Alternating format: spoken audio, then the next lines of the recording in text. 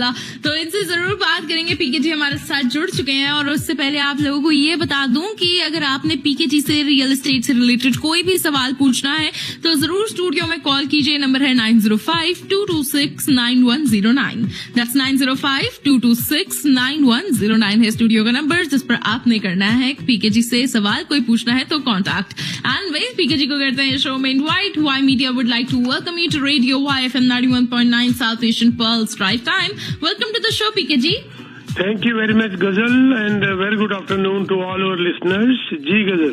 जी बिल्कुल PK ji, a very good afternoon to you as well. और बाकी हमारे लिसनर्स जो सुन रहे हैं उनको दोबारा से स्टूडियो का नंबर बता दूं आपसे बात करने के लिए 9052269109। दैट्स 9052269109। वही पीके जी मेरे पास आज आपके लिए 3-4 क्वेश्चंस हैं, तो उनके प्लीज सवालों के जवाब जो है वो जरूर दीजिएगा। वही अफोर्डेबिलिटी जो है बहुत ज्यादा खराब हो रही है GTA साइड में और ऑफ कोर्स टोरंटो साइड में अफोर्डेबिलिटी जो है हाउसिंग की वो काफी ज्यादा अनसेटलिंग है। लोग जो है अफोर्ड नहीं कर पा रहे घर। इसके बारे में आपका क्या कहना है? जी CMHC की रिपोर्ट आई है। ये एक्चुअली मुझे लगता है आप CMHC की रिपोर्ट बता रही है मेरे को। CMHC की रिपोर्ट में यही आया जो एग्जैक्टली आपने कहा कि अफोर्डेबिलिटी खराब तो हो रही है बल्कि और भी ज्यादा खराब होने की उम्मीद उन्होंने बता दी है। लोग और भी ज्यादा इसकी अफोर्डेबिलिटी की पोजीशन और भी ज्यादा वर्स हो जाएगी, उनका ये मानना है। और वो रीजन दे रहे हैं कि home prices set to climb. देखिए home prices set to climb, उनके वर्ड्स ये हैं, with home prices set to climb again the affordability crisis in Canada's housing market could be set to worsen. ये आपने बिल्कुल ठीक कहा। ये आपके वाई मीडिया में भी इसकी खबर आई हुई है और ये चीज को बताता है कि अब हालात खराब है। मैं इसको एक दूसरे तरीके से लेता हूं। पहले तो मैं इसकी रिपोर्ट के बारे में 1-2 चीजों का खुलासा कर दूं कि उन्होंने कहा है कि healthy pace of activity may be returning to Canada's housing market. Healthy pace of activity का मतलब ये है कि लगभग बैलेंस किस्म से एक एक्टिविटी मार्केट में आएगी। वो बैलेंस किस्म से एक्टिविटी मार्केट में आने का मतलब यही हो गया कि फिर प्राइस बढ़ेगा, बहुत जबरदस्त ज्यादा तरीके से कुछ बढ़ेगा। तो ये जो बढ़ना है उससे अफोर्डेबिलिटी खराब हो जाएगी। एंड उन्होंने ये भी साथ में कहा the affordability hurdles may be faced by first time buyers, और वो हर्डल्स हैं और भी ज्यादा बढ़ती जाएंगी। ये गुड न्यूज नहीं है लेकिन हालात नजर आ रहे हैं। गजल देखो पिछले 4-5 महीने की मैं आपको अगर फिगर दूं, मैंने पिछले रेडियो में भी कहा था, ये साफ जाहिर हो रहा है कि अब ये मार्केट हॉट। देखो एग्जांपल देता हूं, पहले पिछले साल मार्च के बाद मार्केट गिरनी शुरू हो गई थी लगभग 21%। उसके बाद आपने इस साल देखा जनवरी से मार्केट के अंदर करंट आ गई और मार्केट के अंदर एक्टिविटी स्टार्ट हो गई। लगभग में GTA के अंदर 400 नेबरहुड्स के अंदाजा 400 नेबरहुड्स हैं। इनका सर्वे किया गया, इनके सारे स्टैट्स निकाले गए। वो नेबरहुड जिनके अंदर 6 से कम ट्रांजैक्शन हुई है उनको हटा दिया गया क्योंकि वो बहुत छोटे थे। तो जिनमें 6 से ऊपर ट्रांजैक्शन हुई वो लगभग 294 वो जो नेबरहुड निकले, उनमें से 57% यानी कि 168 नेबरहुड के अंदर ओवर बिडिंग हो गई। मल्टीपल ऑफर सिचुएशन, जितना मांगा उससे ज्यादा लोगों ने दे दिया और वो 57% है, मोर देन हाफ। तो यहीं से आप अंदाजा लगा लीजिए कि आगे क्या होने जा रहा है दोबारा। अभी तो इंटरेस्ट रेट गिरा ही नहीं है। ये सोच के कि इंटरेस्ट रेट गिरेगा बाहर मार्केट में आ गए, और जब सोचिए इंटरेस्ट रेट गिर जाएगा तो क्या होगा। अगर मैं इसको कंपेयर करूं जनवरी से, तो जनवरी के अंदर 9% जो नेबरहुड्स हैं GTA की उसके अंदर ओवर बिडिंग चल रही थी। 9% के अंदर सिर्फ लगभग 24-25 जो नेबरहुड थे। लेकिन फरवरी में वो बढ़कर 24% नेबरहुड हो गए जहां पर ओवर बिडिंग स्टार्ट हो गई। फरवरी के बाद अगर मार्च में जाए तो और बढ़ के 35% हो गया, और मार्च के बाद तो अप्रैल में आगे लग गई। 57% of the neighbourhoods across GTA were in over bidding territory. Over bidding, जितना मांगा उससे ज्यादा जो है लोगों ने पैसा देना शुरू कर दिया। उसका ये भी जरूरी नहीं है कि वो मार्केट प्राइस से ज्यादा मांग रहे थे और लोगों ने और ज्यादा दे दिया। उसके कुछ और कारण होते हैं गजल। जैसे तो सबसे पहली बात यह है कि मार्केट में पूरी इन्वेंटरी ना हो, उस नेबरहुड के अंदर जितने लोग डिमांड कर रहे हैं उतनी इन्वेंटरी ना हो। नंबर 2, उसका एक और भी कारण हो सकता है कि वहां पर बायर मार्केट में शॉप अराउंड ज्यादा कर रहे हो, उनको एरिया ज्यादा पसंद आ रहा हो, चाहे वो एरिया प्राइस की वजह से हो, चाहे वो एरिया की वजह से हो, बायर्स को ज्यादा पसंद आ रहा हो, शॉप अराउंड ज्यादा कर रहे हो, और या जो सेलर है वो जो रिसेंट जो सेल प्राइस है उससे कम में लिस्ट कर रहे हो, तभी तो ओवरबिडिंग होगी। एक चीज $10 की है और कोई कह रहा है मेरे से 9 में ले लो, तो 4 मांगने वाले आ जाते हैं। तो ये 3 कारण हैं जिसकी वजह से बिडिंग वॉर चलते हैं, और बिडिंग वॉर के अंदर हमेशा बायर पिसता है, वो बिडिंग वॉर में आके ज्यादा पैसे दे देता है। हम क्या करते हैं गजल यहाँ पर कि अपने बायर को हम ये बता देते हैं, जब वो खरीद रहा होता है पहले तो हम उसको अपना CMA कंपैरेटिव मार्केट एनालिसिस करके अपने बायर को हम दे देते हैं कि भाई हमारे हिसाब से इसका प्राइस ये होना चाहिए। अब अगर तुम ज्यादा प्राइस दोगे तो तुम्हारी जिम्मेवारी, हमारी नहीं है। कैसी लगी बस गजल आपको ये बात? बिल्कुल क्लियर कह दिया कि ये जो है हम इसको हमारे साथ ये प्राइस है। अब मान लीजिए गजल अगर आप चाहें तो मैं इसको थोड़ा सा एक्सप्लेन करूं इस बात को थोड़ा सा और। जी बिल्कुल बिल्कुल पीके जी, पर उससे पहले हमारे जो लिसनर्स सुन रहे हैं उनको एक बार ये बता दूं कि अगर आपने पीके जी से कोई भी रियल एस्टेट का सवाल पूछना है तो जरूर स्टूडियो में कॉल कर लीजिए। नंबर है 9052269109, दैट्स 9052269109। जी पीके जी, आप बिल्कुल एक्सप्लेन कीजिए। और मैं जब इसको एक्सप्लेन कर रहा हूँ और बीच में कोई मान लीजिए कोई आपको ज्यादा होल्ड कराने की जरूरत नहीं है, मेरे को बेशक बीच में रोक के आप बेशक क्वेश्चन ले लीजिएगा जी। अच्छा, अब मैं आपको एक सिचुएशन देता हूँ। मान लीजिए एक किसी सज्जन ने एक घर सेल पे लगाया और उसने उसको 1 मिलियन का लगा दिया। वो इसलिए लगा दिया कि वो चाहता है कि इसको बिडिंग वार हो जाए।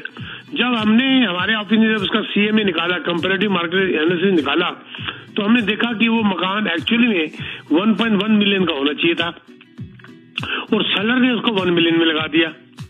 वहीं से हमें सीधा पता चल जाता है कि अब ये बिडिंग वार चाहता है, ये चाहता है कि इसको बिडिंग वार हो जाए ताकि लोग आपस में लड़ें और हमारे को 1.1 से भी ज्यादा दे दें। अब हम अपने क्लाइंट को बता देते हैं कि हमारे हिसाब से ये प्राइस 1.1 मिलियन तक होना चाहिए, लेकिन उसके अंदर जो क्वेश्चन है वो 3% का हम रख लेते हैं कि 3% की हमारे को गलती लग सकती है। हो सकता है 1.1 मिलियन की जगह 1,70,000 हो या 1.1 मिलियन 30 हो, 3% प्लस माइनस हो सकता है। ये हम पहले ही डिस्क्लेमर अपने क्लाइंट को दे देते हैं। अब देखिए अब क्या हुआ, अगर उसके ऊपर कोई ऑफर ना आई तो हमारी चांदी हो गई। हम उसको जो मिलियन मांग रहा है उसी आसपास से नेगोशिएट करना शुरू कर देते हैं, लेकिन उस केस में वो सेलर ज्यादातर 99% नहीं देगा क्योंकि वो तो बिडिंग वार चाहता था। मान लीजिए उसके ऊपर 2 ऑफर आ गई, तो अब हमें पता चल गया कि लगभग ये घर अभी भी 1.1 में नहीं जाएगा, अभी भी 1.50 या 1.60 तक जाएगा। हम अपने क्लाइंट को बता देते हैं कि अब हमारा जो 1.1 का था एस्टीमेट वो गलत हो गया। हम क्वेश्चन जो हम लेते हैं 3% का वो नेगेटिव की तरफ चला गया। अब ये 1,50,000 1,60,000 तक जाएगा, इससे ऊपर नहीं जा सकता। ऑफर आने से पहले मान लीजिए 7 बजे की ऑफर प्रेजेंटेशन थी और पता चला 3 ऑफर और आ गई, टोटल 5 ऑफर आ गई। अब हम अपने क्लाइंट को बता देते हैं कि भैया अब तो आपको हमारा एक फार्मूला है, उस हिसाब से अब ये 1.1 मिलियन हमारा रेट ठीक था। अब अगर आपने लेना है तो राइट प्राइस इज 1.1, जो कि हमने शुरू में बता दिया था। अब आपकी मर्जी। और वो कहता है कि नहीं जी मेरे को तो ज्यादा लग रहा था। मुझसे सीधी सी बात पूछते हैं हमने क्लाइंट से, अगर तेरे को ये 1.1 में नहीं मिलता तो क्या तुम दुखी होगे? अगर वो कहते हैं कि जी हाँ दुखी तो होऊंगा, तो हम उसको कहते हैं जी 1.1 के ऊपर अगर 10,000 बढ़ा दे तो दुखी होगे? तो कहता है 1.1 10 दे दूंगा, अगर ना मिले तो दुखी होगे? नो, तो फिर मैं दुखी नहीं होऊंगा। तो इसका मतलब ये होगा कि राइट प्राइस 1,110,000 हो गया। मान लीजिए वहां आते आते 10 ऑफर हो गई, मतलब कि 3 ऑफर और आ गई। अब हमें पता है कि 1.1 से ऊपर जाएगा, लेकिन हम उसका प्राइस नहीं बढ़ाते। अपने क्लाइंट के पास बैठ के इस तरीके से बात करते हैं कि हमने अगर 1,110,000 के ऊपर अगर 20,000 और बढ़ा देते हैं तो तुम्हारे हाथ में अगर मकान नहीं आता तो क्या तुम परेशान होगे? वो कहता है जी नहीं मेरे को कोई परेशानी नहीं होगी। तो हम कहते हैं बस रुक जाओ यहीं पर ही। अब आपने 1,110,000 से ऊपर ऑफर नहीं डालनी, घर नहीं मिलता तो ना मिले। उसमें क्या होता है कि बायर को सेटिस्फेक्शन होती है कि मैंने दुखी ना होने तक की नौबत आने से पहले ही मैंने वहां तक ऑफर डाली है, आगे मैं नहीं बढ़ रहा। तो अगर कल को उसको घर नहीं मिलता और घर मान लीजिए 1,140,000 का बिक जाता है, तो हम कहने वाले बनते हैं अपने क्लाइंट को कि हमने आपसे पूछा था, दुखी तो नहीं होगे। तो अब इसको दुखी होने की जरूरत नहीं है, घर मार्केट में बहुत है आपके लिए। अगर इस तरीके से हर बायर सोच ले तो बिडिंग वार को कंट्रोल किया जा सकता है। कैसी लगी बात गजल? लेकिन हम लोग क्या करते हैं कि उकसा देते हैं, नहीं 20,000 की बात है, 30,000 की बात है, 40,000 की बात है, उससे सेलर को फायदा हो जाता है और ये मार्केट तेज होती जाती है। This is what it is happening. 57% of the GTA neighbourhood are in over bidding territory, which is not a good sign. जो आपका पहला क्वेश्चन था, जो अभी आपका वही क्वेश्चन था जिसमें CMSE का आपने पूछा कि अफोर्डेबिलिटी और खराब होने जा रही है, अगर यही हाल रहा तो यस, अफोर्डेबिलिटी और खराब होने जा रही है। जी गजल। हेलो गजल। जी बिल्कुल पीके जी, हमारे साथ एक्चुअली एक कॉलर जो है वो जुड़ रहे हैं, तो इनसे जरूर करते हैं बात। हेलो पीके जी। जी सर। पीके जी गुड आफ्टरनून, मेरा नाम शेखर है।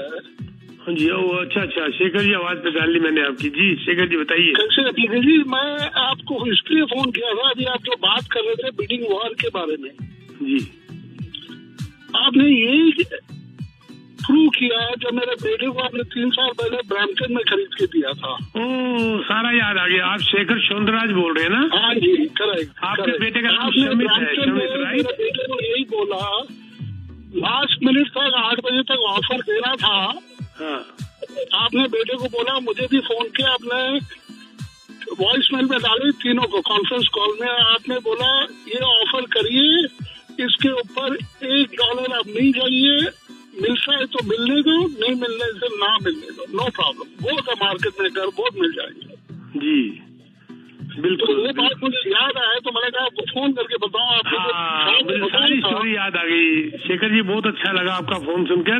मुझे सारी स्टोरी याद आ गई। आपके बेटे को बहुत घर पसंद था और वो कह रहा था अंकल मेरे हाथ से घर जाना नहीं चाहिए। मैंने कहा बेटा घर से हाथ से घर बेशक चला जाए, एक घर नहीं है, हजारों घर है, मैं फालतू पैसा नहीं डालने दूंगा। मेरे हिसाब से इसकी कीमत ये है, इसके ऊपर पैसा नहीं डलेगा, मिलता मिले नहीं तो ना मिले, क्योंकि कई बार ये बिडिंग वॉर के अंदर सारे सॉलिड नहीं होते। तो इसीलिए तो आपका बेटा थोड़ा सा डर गया था और मुझे याद आ गया, हमने कॉन्फ्रेंस में आपको भी लिया था मैंने, और मैंने कहा था मैं इसके ऊपर एक पैसा डालना नहीं चाहूंगा, घर नहीं मिलता तो ना मिले, लेकिन मेरे को आपसे प्रॉमिस चाहिए कि आप मेरे से नाराज नहीं होंगे। तो आपने कहा था प्लीज गो हेड।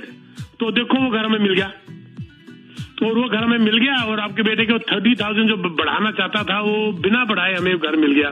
तो मुझे भी खुशी होती है। तो हमें बिल्कुल रियलिस्टिक प्राइस के ऊपर नहीं जाना चाहिए। शेखर जी बहुत अच्छा कि आपने फोन करके हौसला बधाई की मेरी आपने, और thank you very much for your call. Thank you PK ji, thank you जी बिल्कुल thank you PK ji. Y media ID का टाइम हो गया, इसके बाद जरूर वापस आते हैं। जी बिल्कुल। और वही हमारे जितने भी लिसनर्स सुन रहे हैं उनको भी मैं बताना चाहूंगी कि अगर आपके पास पीके जी से रिलेटेड, पीके जी के लिए रियल एस्टेट से रिलेटेड कोई भी सवाल है तो जरूर स्टूडियो में कॉल करें। नंबर है 905-226-9109, 905-226-9109। और एक कॉलर जुड़ भी गए। Hello hi, can I speak with PK ji? जी बिल्कुल बिल्कुल। जी पीके जी। पीके जी, मेरा नाम नीरव है और मेरा एक क्वेश्चन है कि अभी 1.5 साल के बाद सबका रिन्यूअल आने वाला है, तो क्या और RBC की भी रिपोर्ट आई है कि इसमें प्रॉब्लम होने वाला है मॉर्गेज वालों को, तो क्या उससे प्राइस कम होगी या ऐसा कुछ प्रॉब्लम होगा? रुक सकती है सर नीरव भाई, रुक सकती है, कम तो हो नहीं सकती, क्योंकि देखो 4-4 लाख इमिग्रेंट आ रहे हैं एक साल के अंदर। कहाँ जाएंगे ये? खरीदेंगे नहीं तो रेंट पे जाएंगे तो सही। जिनकी रिन्यूअल आपने कहा ना 1.5 साल में आ रही है, शायद आपकी आ रही है, लेकिन लोगों की तो साल पहले आनी शुरू हो गई। पिछले 6 महीने से लोग परेशानी में आने शुरू हो गए, और ये रिन्यूअल जो है इस साल बहुत बढ़ने वाली है।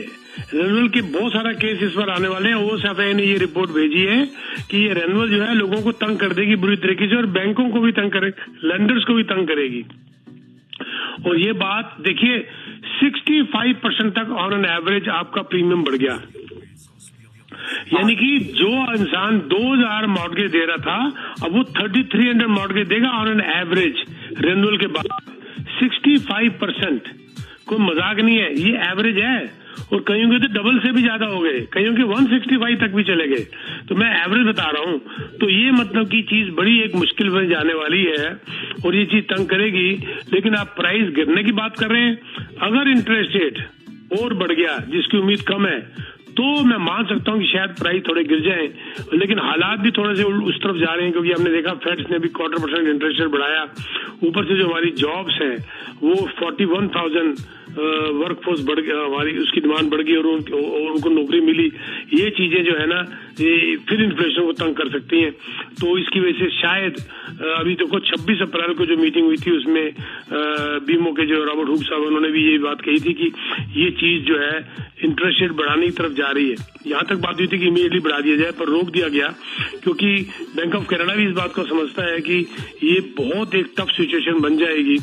एक तरफ तो उनको हालात ही बता रहे हैं, इकोनॉमी स्ट्रांग हो रही है, जॉब मार्केट में नौकरियां बढ़ रही हैं, इन्फ्लेशन नीचे आ रहा है और इंटरेस्ट रेट अगर नीचे और आ गया तो फिर बाइंग पावर न बढ़ जाए। ये चीज उनको तंग कर रही है। जो मैं पहले कह रहा था कि इस साल के एंड तक इंटरेस्ट रेट नीचे आएगा, मैं उस बात से अब हट रहा हूं पीछे। मुझे लगता है कि इस साल शायद इंटरेस्ट रेट नीचे ना आए, आज के हालत के हिसाब से शायद अगले साल तक नीचे आए, ना बढ़े तो बहुत बड़ी बात है। लेकिन इंटरेस्ट रेट बढ़ गया तो मार्केट नीचे आ सकती है। अदरवाइज ये जो आप रेन्यूअल्स वगैरह उसका असर तो उन्हीं को होना, बाकियों को तो नहीं होना सर। देखा जाए तो इंटरेस्ट रेट अभी रुक भी गया, प्राइम 6.7 रुक भी गया, तो बैंकों ने तो वेरिएंस कम कर दिया ना जी। बैंकों का तो अब ये 4.5, 4.6, 4.7 तक मिलना शुरू हो गया। तो हाँ, आपका क्वेश्चन अच्छा है पर मुझे अभी तक तो ये हालात नजर नहीं आ रहे सर। जी जी जी जी बिल्कुल। और कोई और अगर हमारे लिसनर जो है वो कॉल करना चाहते हैं, पीके जी से बात करना चाहते हैं, तो जरूर स्टूडियो में कॉल कर लीजिए। नंबर है 905-226-9109। दैट्स 905-226-9109। वहीं पीके जी मेरे पास आपके लिए एक और सवाल है, तो जरूर उसका आंसर दीजिएगा। जैसे पील रीजन में वेकेंट हाउसेस पर भी टैक्स लगने लगा है। प्लानिंग हुई है, अभी लगने तो नहीं लगा। हाँ, लेकिन yes very right, very right. ये 28 अप्रैल को उनकी मीटिंग हुई थी एक्चुअली, अभी जो निकला है 10-12 दिन पहले। 28 अप्रैल को रीजनल काउंसिल ने ऑथराइज किया था स्टाफ को कि एक प्रपोजल डालें। Union Ontario minister of finance जो हमारे हैं, उनका नाम एक पीटर, पहला नाम तो मुझे याद है पीटर, और जो उनका लास्ट नेम है वो मेरे से प्रोनाउंस भी नहीं अच्छी तरह होता टू बी ऑनेस्ट, बेथनी फैली ऐसे करके कुछ नाम है उनका लास्ट, लेकिन चलो पीटर साहब जो हमारे हैं ओंटारियो मिनिस्टर ऑफ फाइनेंस, उनको प्रपोजल डाला जाए। उन्होंने भी ये ऑथराइज किया है कि requesting the authority to implement the tax in Peel, ये उन्होंने डाला है। उनका मानना है, उनका अकॉर्डिंग टू रीजन वो ये कह रहे हैं कि 1% टैक्स लगा दिया जाए उन घरों में जो घर 184 दिन से ज्यादा खाली रहेंगे, उसके ऊपर वेकेंट टैक्स लगा दिया जाए, 1% टैक्स लगा दिया जाए। एक कैलेंडर ईयर के अंदर जो घर 184 दिन से ज्यादा खाली रहेगा उसके ऊपर लगा दिया जाएगा ये टैक्स। जिन्होंने प्रपोजल डाला, आपको याद होगा सिटी ऑफ टोरंटो में भी ये लागू हो चुका है।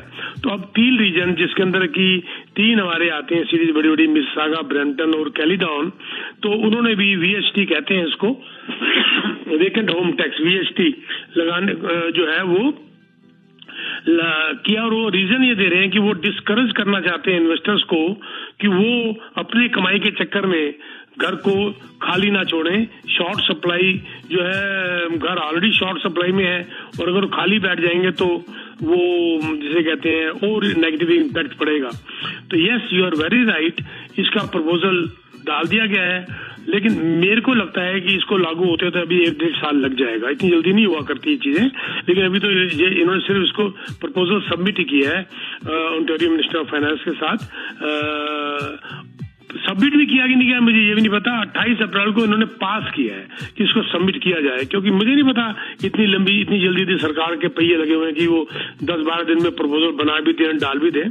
ये प्रपोज किया गया है, अब कब डालते हैं, कब इसको सबमिट करते हैं, कब इसको इम्प्लीमेंट किया जाता है, इसको आते आते 2024 भी निकल जाएगा मुझे लगता है।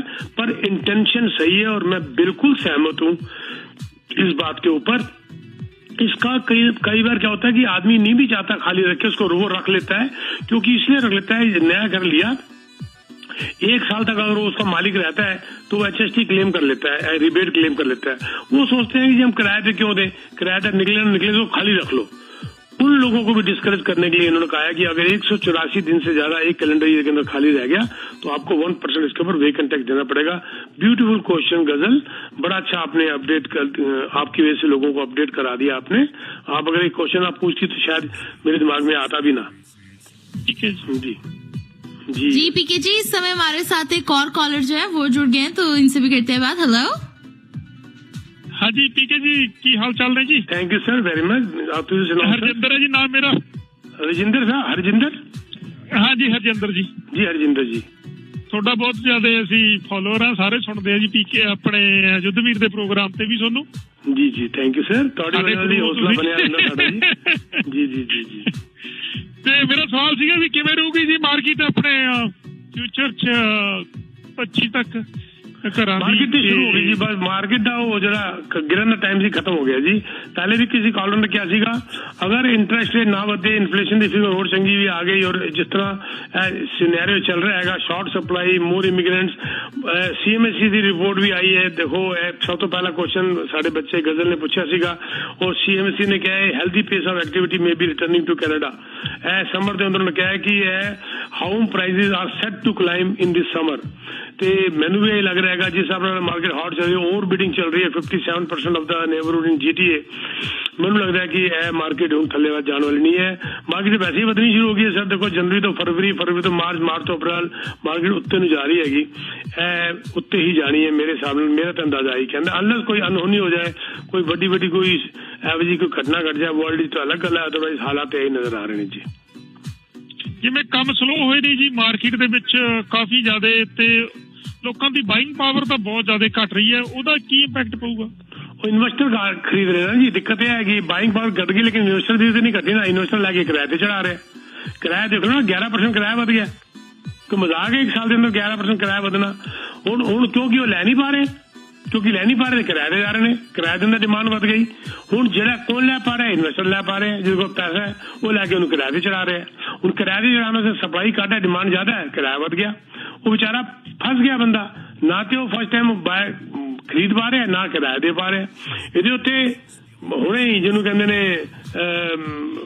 ਡੈਡੀ ਗਵਰਨਮੈਂਟ ਨੇ 6.5 ਮਿਲੀਅਨ ਇਨਵੈਸਟ ਕੀਤਾ ਕਿ ਬਈ ਇਹਦੇ ਉੱਤੇ ਜਿਹੜਾ ਕੇਸਿਸ ਕੁਝ ਜਲਦੀ ਸੋਲਵ ਕੀਤੇ ਜਾਣ, ਲੇਕਿਨ ਕੁਝ ਸਮਝ ਨਹੀਂ ਆ ਰਿਹਾ। ਹੁਣ ਉਹ ਅਫੋਰਡੇਬਲ ਹੋਮ ਦੀ ਜਿਹੜੀ ਗੱਲ ਕਰ ਰਹੇ ਸੀ 1.5 ਮਿਲੀਅਨ ਘਰ ਬਣਨਗੇ 10 ਸਾਲ ਦੇ ਅੰਦਰ। 37,000 ਘਰ ਕੁੱਲ ਅਜੇ ਬਣਨਾ ਸ਼ੁਰੂ ਹੋਇਆ ਤੇ 1.5 ਮਿਲੀਅਨ ਕਿਧਰੋਂ ਬਣ ਜਾਣਗੇ।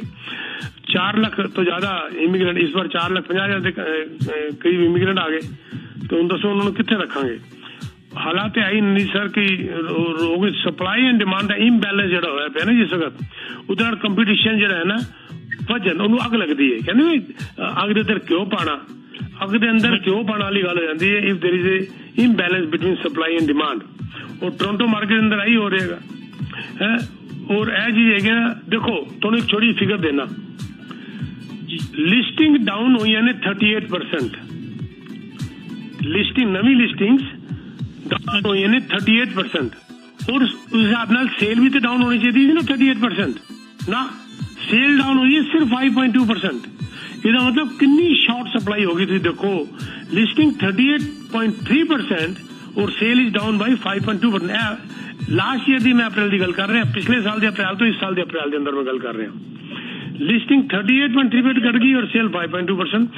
ਸਾਫ਼ ਫਿਗਰ ਦੱਸ ਰਹੀ ਹੈਗੀ ਕਿ ਜਿਸ ਹਿਸਾਬ ਨਾਲ ਡਿਮਾਂਡ ਹੈਗੀ ਉਸ ਹਿਸਾਬ ਨਾਲ ਮਾਰਕੀਟ ਦੀ ਇਨਵੈਂਟਰੀ ਹੈ ਹੀ ਨਹੀਂ। ਔਰ ਇਹ ਮੇਰੀ ਰਿਪੋਰਟ ਨਹੀਂ ਹੈਗੀ, ਟਰੱਪ ਦੀ ਰਿਪੋਰਟ ਹੈਗੀ, ਟੋਰਾਂਟੋ ਰਜਿਸਟਰਡ ਬੋਰਡ ਦੀ ਰਿਪੋਰਟ ਹੈਗੀ।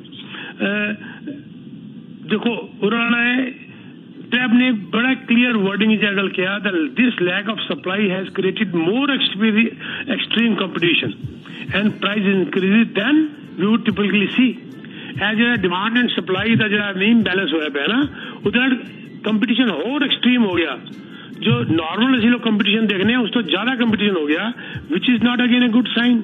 ਪ੍ਰਾਈਸ ਤੋਂ ਕੋਈ ਰੋਕ ਨਹੀਂ ਸਕਦਾ ਸਰ, ਬਿਲਕੁਲ ਨਹੀਂ ਕੋਈ ਰੋਕ ਸਕਦਾ, which is not a good sign at all. Normal ਵਧੇ, ਬੈਲੈਂਸ ਮਾਰਕੀਟ ਰਹੇ, 2-3% ਚਲੇ ਤੇ ਉਹ ਅਸੀਂ ਡਾਈਜੈਸਟ ਕਰ ਸਕਦੇ ਹਾਂ।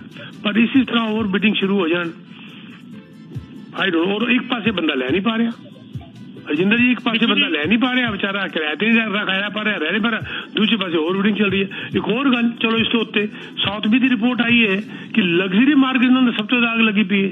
ਯਾਨੀ ਕਿ ਰਈਸ ਕਿੱਥੋਂ ਆ ਗਏ ਮੈਨੂੰ ਸਮਝ ਨਹੀਂ ਆ ਰਹੀ। 4 lakh 5 lakh 6 lakh 4 million 5 million 6 million की मार्केट के अंदर और ज्यादा तेजी आने की उम्मीद है, उसके अंदर और बिडिंग चल रही है लग्जरी मार्केट के अंदर जी। बहुत मेहरबानी कीजिए जी। Thank you sir, thank you Rajendra ji. जी पीके जी, इस समय हमारे साथ एक और कॉलर जो है वो जुड़े हुए हैं, तो हेलो हेलो, आप अपना सवाल जो है पीके जी से जरूर पूछ ले, अनम्यूट कर लें अपने आप को। हेलो हेलो, लगता है हेलो जी, लगता है उनकी लाइन जो है वो ड्रॉप हो गई। कोई बात नहीं पीके जी, मेरे पास मैं आपको ना एक आपको कुछ ना पूछना तो आप पूछ लीजिए, तो मैं आगे कंटिन्यू करूं जैसे आप कहें। वैसे मेरे पास एक सवाल तो है कि जैसे कि आपको पता ही होगा कि हेयरिंग में बहुत ज्यादा वेटिंग जो है वो स्टार्ट हो गई है लैंडलॉर्ड टेनर बोर्ड के जी अंदर जी ना? जी जी हाँ। पर वो कॉलर जो है शायद वापस आ गए, तो हेलो हेलो हेलो जी, हाय जी, पीके साहब ਨਾਲ ਗੱਲ ਕਰਦੇ जी जी जी दसो जी। ਅੱਛਾ ਜੀ ਸਰ ਜੀ, ਇਹ ਕੁਐਸਚਨ ਹੈ ਕਿ ਇਹ ਮਾਰਕੀਟ ਜਿਹੜੀ ਰਿਪੋर्ट ਹੁੰਦੀ ਹੈ ਇਹ ਮਤਲਬ ਡਿਸਕ੍ਰਿਸ਼ਨ ਹੁੰਦੀ ਬੈਂਕ ਦੀ ਜਾਂ ਉਹ ਲਾਜ਼ਮੀ ਕਰਕੇ ਦਿੰਦਾ? Very good question sir, thank you very much for a very good question. Portability ਕਹਿੰਦੇ ਆ ਉਹਨੂੰ। ਤੁਸੀਂ ਜਦ ਵੀ ਮਾਰਗੇਜ ਲਓ ਤੁਸੀਂ ਉਸ ਅੰਦਰ ਇਹ ਕੰਡੀਸ਼ਨ ਪਵਾ ਦਿਓ, ਇਹ ਕਲੌਜ਼ ਪਵਾ ਦਿਓ। ਬੈਂਕ ਦੀ ਡਿਸਕ੍ਰਿਸ਼ਨ ਦੋਨੋਂ ਦੀ ਡਿਸਕਸ਼ਨ ਹੁੰਦੀ ਨਾ ਆਪਸ ਵਿੱਚ। ਬੈਂਕ ਕਹਿੰਦਾ ਮੈਂ ਨਹੀਂ ਪੋਰਟੇਬਲ ਕਰਾਂਗਾ, ਤੁਸੀਂ ਕਹੋ ਮੈਨੂੰ ਚਾਹੀਦਾ ਹੈ, ਤੇ ਜਿਸ ਕੋਲ ਮਾਰਗੇਜ ਲੈ ਰਹੇ ਹੋ 99.9% ਪੋਰਟੇਬਿਲਿਟੀ ਦੀ ਕੰਡੀਸ਼ਨ ਪਾ ਦਿਓ। ਔਰ ਅਗਰ ਤੁਸੀਂ ਭੁੱਲ ਗਏ ਉਹਨਾਂ ਨੂੰ ਕਹਿਣਾ ਤੇ ਹੋ ਸਕਦਾ ਉਹ ਵੀ ਮਿਸ ਕਰ ਜਾਣ, ਉਹਨਾਂ ਨੂੰ ਕੀ ਲੋੜ ਪਈ ਹੈ ਪਾਉਣ ਦੀ। ਤੇ ਇਸ ਕਰਕੇ ਇਹ ਕੰਜ਼ਿਊਮਰ ਦਾ ਤੁਹਾਡਾ ਮੌਰਗੇਜ ਦਾ ਫਰਜ਼ ਬਣਦਾ ਹੈ ਕਿ ਆਪਣੇ ਮੌਰਗੇਜ ਬ੍ਰੋਕਰ ਨੂੰ ਕਹੇ ਕਿ ਮੈਨੂੰ ਇਹ ਕੰਡੀਸ਼ਨ ਪਾ ਕੇ ਦਿਓ ਇਹਦੇ ਅੰਦਰ ਕਿ ਮੈਂ ਆਪਣੀ ਮੌਰਗੇਜ ਪੋਰਟੇਬਿਲਿਟੀ ਮੈਂ ਅੱਗੇ ਲੈ ਕੇ ਜਾ ਸਕਣਾ, ਦੂਜੀ ਪ੍ਰਾਪਰਟੀ ਉੱਤੇ ਮੈਂ ਲੈ ਕੇ ਜਾ ਸਕਣਾ ਜੀ। ਉਹਦੀ ਡਿਸਕ੍ਰਿਸ਼ਨ ਨੈਚੁਰਲੀ ਬੈਂਕ ਦੀ ਹੁੰਦੀ ਹੈ, ਲੇਕਿਨ ਉਹ ਕਦੀ ਮਨਾ ਨਹੀਂ ਕਰਦੇ, ਪਰ ਤੁਸੀਂ ਆਫਰ ਤੇ ਪਾਓ। ਠੀਕ ਹੈ ਨਾ ਸਰ, ਜਿਸ ਤਰ੍ਹਾਂ ਮੈਂ ਕਹਾਂ ਜੀ ਇਹਦਾ ਮੈਨੂੰ ਲਾਟਰੀ ਕੱਢ ਕੇ ਦੇ ਦੇ 1 ਮਿਲੀਅਨ ਦੀ, ਉਹ ਟਿਕਟ ਹੀ ਨਹੀਂ ਖਰੀਦਾਂਗਾ ਤੇ ਲਾਟਰੀ ਕਿਤੋਂ ਨਿਕਲ ਜਾਏਗੀ ਮੇਰੀ, ਤੇ ਟਿਕਟ ਤੇ ਪਹਿਲੇ ਖਰੀਦਾਂ। ਅਗਰ ਮੈਂ ਹੁਣ ਮੈਂ ਜਿਹੜੀ ਮੇਰੀ ਐਸਟੈਬਲਿਸ਼ ਘਰ ਚ ਮੈਂ ਰਹਿਣਾ ਪਿਆ, ਇਹਨਾਂ ਮੈਨੂੰ ਹੁਣ ਬੈਂਕ ਤੋਂ ਮੇਕ ਸ਼ੋਰ ਕਰਨਾ ਪਏਗਾ ਕਿ ਉਹਦੇ ਚ ਪੋਰਟੇਬਿਲਿਟੀ ਵਾਲਾ ਆਪਸ਼ਨ ਹੈ ਜਾਂ ਨਹੀਂ ਹੈ। ਹਾਂਜੀ ਹਾਂਜੀ ਸਰ, ਥੈਂਕ ਯੂ, ਬਿਲਕੁਲ ਠੀਕ ਹੈ ਤੁਸੀਂ। ਪਰ ਅਗਰ ਤੁਹਾਡੇ ਐਗਰੀਮੈਂਟ ਨੂੰ ਤਾਂ ਕਲੀਅਰ ਲਿਖਿਆ ਹੋਏਗਾ, ਤੁਸੀਂ ਘਰ ਬੈਠ ਕੇ ਪੜ੍ਹ ਲਓ ਆਰਾਮ ਨਾਲ, ਉੱਤੇ ਲਿਖਿਆ ਹੋਏਗਾ ਪੋਰਟੇਬਿਲਿਟੀ। ਲੇਕਿਨ ਅਗਰ ਨਹੀਂ ਤੁਹਾਨੂੰ ਸਮਝ ਆ ਰਹੀ ਤਾਂ ਬੈਂਕ ਤੇ ਜਾ ਕੇ ਪੁੱਛ ਲਓ, ਤੁਹਾਨੂੰ ਦੱਸ ਦੇਣਗੇ। ਫੋਨ ਵੀ ਕਰ ਲਓਗੇ ਤੁਹਾਨੂੰ ਦੱਸ ਦੇਣਗੇ। ਔਰ ਅਗਰ ਤੁਹਾਡੀ ਅਜੇ ਰਿਨਿਊਅਲ ਨਹੀਂ ਆ ਰਹੀ ਤੇ ਅਗਰ ਤੁਹਾਡਾ ਬਹੁਤ ਅੱਛਾ ਕ੍ਰੈਡਿਟ ਸਭ ਸਹੀ ਚੱਲ ਰਿਹਾ ਤਾਂ ਹੋ ਸਕਦਾ ਤੁਹਾਨੂੰ ਹੁਣ ਵੀ ਪਾ ਕੇ ਦੇ ਦੇਣ। एक्चुअली मेरा 1.69 इंटरेस्ट रेट फिक्स है इस टाइम ना। कितने कदम तक हैगा जी? स्टिल 18 मंथ है ने हले और। हाँ, लेकिन तुसी कारण भेजना चाहते हो तो फिर थोड़ा बैंक नहीं मानेगा। अगर बैंक ने कंडीशन नहीं पाई हुई क्लॉज तो बैंक किसी हालत ही नहीं मानेगा, क्योंकि बैंक में बड़ा भारी लॉस होएगा। अगर तुसी पोर्टेबिलिटी पाई होंगी तो थोड़ी लॉटरी सी इस वक्त।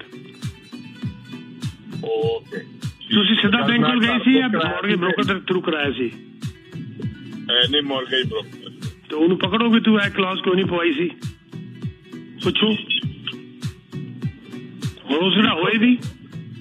ठीक है ना सर? जी जी जी जी जी जी, थैंक यू सर। एक मिल्टन दी रियल एस्टेट दे बारे थोड़ा अपने व्यूज दे दो जी जी। की मिल्टन? हाँ जी, मिल्टन बहुत अगे। मिल्टन तो कोई रोक नहीं सकता। देखो मिल्टन आज तो 20 साल पहले मैं कहता सी मिल्टन से शुरू होया सी कि मिल्टन चले जाओ। मिल्टन जो रहेगा तुम याद रखोगे। 10 साल पहले मैं कहता सी मिल्टन सब तो पहला नंबर थोड़ा होना चाहिए। हुण तुसीं देख लो मिल्टन कितने तक कितने चला गया सर।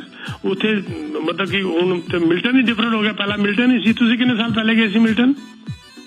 मैं 5 साल पहले।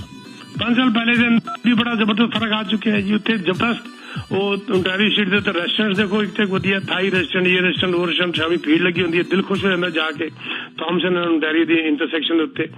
ਤੇ ਯਾ ਬਿਊਟੀਫੁਲ ਓਂਟਾਰੀਓ ਦੇ ਅੰਦਰ ਜਿਹੜਾ ਮਿਲਟਨ ਦਾ ਹੈਗਾ ਚੰਗੀ ਸਿਟੀ ਦੇ ਅੰਦਰ ਨਾ ਆ ਰਿਹਾ sir. Milton is competing with lot many cities. I would rather say Milton is competing with Peel तो आगे निकल रहा है मिल्टन इस वक्त जी। Okay sir, thank you sir जी, थैंक यू। हमारे कोई और अगर कॉलर जो है कॉल करना चाहते हैं पीके जी से, रियल एस्टेट का सवाल पूछना चाहते हैं, तो जरूर स्टूडियो में कॉल करें। नंबर है 9052269109। दैट्स 9052269109। जी पीके जी, हम बात कर रहे थे जो मैं आपको बताता हूँ, आप जो लैंडलॉर्ड टेनर बोर्ड की बात कर रहे थे, वहाँ पर जो है बहुत लंबी हियरिंग की डेट लग गई। यस, ये अभी न्यूज आई ये भी। और और आपके वाई मीडिया में भी आई हुई है, मुझे पता है, और वहीं से शायद आपने भी स्टडी किया होगा इस बात को। देखिए, अप टू 2 ईयर का डिले चल रहा है लैंडलॉर्ड टेनेंट बोर्ड के अंदर, अप टू 2 ईयर। ये नहीं कि सबका केस 8-8, 9-9, 10-10 महीने की तो हियरिंग चल ही रही है। इतना लंबा बैकलॉग हो गया है कि 38,000 केस अभी पेंडिंग में चल रहे हैं। 38,000 कहाँ एक 1.5 महीने के अंदर फैसले होते थे, 2,000 तक का नंबर आ गया। और अभी इंटीरियर गवर्नमेंट ने, मैंने आप ही शो में पहले बोला था, 6.5 मिलियन यहाँ पर लगाया है to hire more people for landlord and tenant board staff. इस प्रॉब्लम को टैकल करने के लिए 40 एडजुडिकेटर्स और 5 स्टाफ उन्होंने कहा इसको रखो। ऑपरेशनल स्टेबिलिटी और इंटरनल प्रोसेस को भी इम्प्रूव करने के लिए उन्होंने बोला है। और ये बहुत दुख भरी बात है कि किसी को अगर टाइमली सर्विस या उसको जजमेंट ना मिले, फैसला ना मिले, वो किस बुरे हालात से निकल रहे होंगे। इसमें लैंडलॉर्ड भी दुखी और टेनेंट भी दुखी। अगर टेनेंट फैसला जल्दी चाहता है वो भी फंस गया 2-2 साल के लिए, अगर लैंडलॉर्ड चाहता है तो वो भी फंस गया। This is very bad situation, क्योंकि केस ही इतने चल पड़े गजल की। जब मार्केट में उथल पुथल हुआ और रेंट बढ़ने शुरू हुए, लैंडलॉर्ड मकान की कीमतें बढ़नी शुरू, लैंडलॉर्ड ने सोचा कि किराए बढ़ाए जाएं, टेनेंट कहता है नहीं बढ़ेंगे, as per landlord tenant board बढ़ेंगे। तो दोनों के इंटरेस्ट बिल्कुल क्लैश कर गए एक दूसरे के साथ, लैंडलॉर्ड के और टेनेंट के। जब इंटरेस्ट क्लैश कर जाते हैं तो नेचुरली झगड़े शुरू हो जाते हैं, फिर आपको कोर्ट जाना पड़ता है। और वो इतने केस कोर्ट में पहुंच गए लैंडलॉर्ड टेनेंट बोर्ड में कि 2-2 साल तक की डिलेज वहां पर आनी शुरू हो गई। ये फैक्ट है, इसके ऊपर सरकार काम तो कर रही है, इंटीरियर गवर्नमेंट पैसा भी कुछ लगाया, पर I don't know what will happen. जी, तो गजल अब टाइम भी हमारा हो गया, क्योंकि मेरे अगले शो का टाइम है, तो मैं चलते चलते बताना चाहूंगा कि for any real estate need you can contact me 647-299-4757, 647-299-4757, और यू कैन विजिट teamsabarwal.com। मैं बता दूं कि हमारे कुछ प्रोजेक्ट्स बड़े जबरदस्त चल रहे हैं। रैगलैंड जिसको हम बेच रहे थे 2030 तक की, जब बिल्डर ने गारंटी ली थी फॉर पॉजिटिव कैश फ्लो, वो सोल्ड आउट हो गया। हमारे पास कुछ नहीं है, एक भी यूनिट नहीं है, ऑल सोल्ड आउट। अब वो उसमें जो नया रिलीज वो करेंगे, डिफरेंट यूनिट्स 2 बेडरूम के, थोड़े महंगे, और उसको पोडियम सीरीज और गार्डन सीरीज की बात चल रही है, अगले हफ्ते शायद लेकर आए, तो वो तब की तब देखेंगे। अदरवाइज अब तक जो था सब सोल्ड आउट हो गया। जिन्होंने खरीदा उनको बहुत बहुत बधाई। वो ऑलरेडी जो इंसेंटिव थे 80,000 के 1 लाख के, वो कमा चुके हैं। अब पता नहीं वो इंसेंटिव आएंगे कि नहीं आएंगे, 99% वो इंसेंटिव नहीं आएंगे। तो क्या प्राइस स्ट्रक्चर आएगा वो देखने वाली बात है। दूसरा, किपलिंग कॉन्डोज। चलो, किपलिंग से पहले मैं रैगलैंड की एक बात और कर दूं कि हाईएस्ट पर स्क्वायर फीट एरिया है ये रेंट वाला, और हाईएस्ट पर स्क्वायर फीट कीमत वाला एरिया है। हु यहाँ पर सब रहते हैं। सेंट क्लेयर और बाथर्स का intersection, and one of the best builders Cameros का ये प्रोजेक्ट चल रहा है, और I am the top producer there. बड़े प्राउड से मैं ये बात कहता हूँ। अब रही बात किपलिंग हाउस की, मैसी हाउस के अंदर ये 2 दिन पहले लगभग 2,000 एजेंट थे जब ये लॉन्च हुआ था। 550 यूनिट और 2,000 के करीब एजेंट। आप हिसाब लगा लीजिए कितनी डिमांड होगी। Central court one of the top builders, उनसे मैंने बहुत काम किया है, उनका प्रोजेक्ट है ये किपलिंग हाउस, किपलिंग शब्द के ऊपर। इसके लिए अगर आप इंटरेस्टेड हैं तो मुझे जरूर कांटेक्ट करिए। Unit start from mid to height 400 से स्टार्ट होते हैं, और 2026 में इसकी क्लोजिंग है। आप इसके लिए अगर इंटरेस्टेड है हमें कांटेक्ट फिर कर सकते हैं 647-299-4757। I repeat 647-299-4757। And also last but not the least, Gazal, we are also hiring agents. If somebody wants to change their career, they want to join me under my guidance, my mentorship. We have 3 types of हमारे यहाँ पर होती हैं trainings. एक marketing की होती है, एक वेब फॉर्म्स की, और एक मेरी पर्सनल एक्सपीरियंस की ट्रेनिंग होती है जो भी 4 दिन पहले हुई थी एवरी मंथ। और प्लस हम बिल्डर्स को इनवाइट करते हैं अपने ब्रोकरेज में, आपको मिलवाते हैं प्रोजेक्ट्स, आपके पास फर्स्ट हैंड लेके आते हैं, आपको भी बिल्डर्स के पास लेके जाते हैं, उनकी साइट पे लेके जाते हैं, आपको गाइड करते हैं। वी टीच यू कि प्रोजेक्ट समझाया जाता है आप लोगों को, बड़ी अच्छी तरह ट्रेनिंग दी जाती है। It is called lunch and learn. खाना भी साथ में सर्व होता है। तो अगर आप हमें ज्वाइन करना चाहते हैं, इसके लिए भी इसी नंबर पे कांटेक्ट करिए 647-299-4757, 647-299-4757। Thank you very much Ghazal. Thank you so much PK ji.